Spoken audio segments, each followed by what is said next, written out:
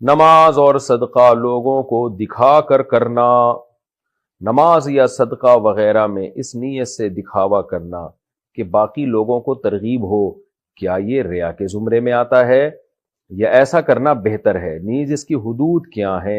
دیکھو قرآن میں اللہ نے بیان کیا کہ ہمارے نیک بندے دکھا کے بھی صدقہ کرتے ہیں، چھپا کے بھی کرتے ہیں۔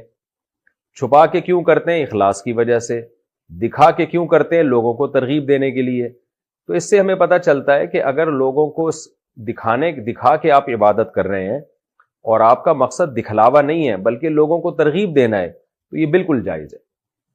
تو نماز دیکھیں حدیث میں آتا ہے نا، اپنے گھروں کو قبرستان نہ بناؤ، گھروں میں بھی نماز پڑھا کرو، یعنی سنتیں۔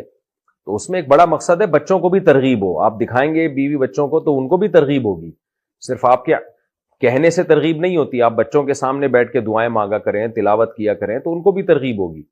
تو اس لیے کسی کے سامنے نماز دکھا کے پڑھنا تاکہ لوگوں کو ترغیب ہو، یہ جائز ہے، اس میں کوئی حرج نہیں ہے۔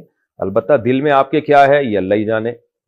لیکن کچھ نماز چھپ کے بھی پڑھنی چاہیے اور دکھا کے بھی پڑھنی چاہیے۔ اسی طرح صدقہ خیرات، کچھ صدقہ خیرات وہ ہوں جو اللہ اور آپ کو پتہ ہوں۔ حدیث میں آتا ہے دائیں ہاتھ سے دو، بائیں کو بھی پتہ نہ چلے، اور کچھ ایسے ہونے چاہیے جو دکھا کے بھی ہوں۔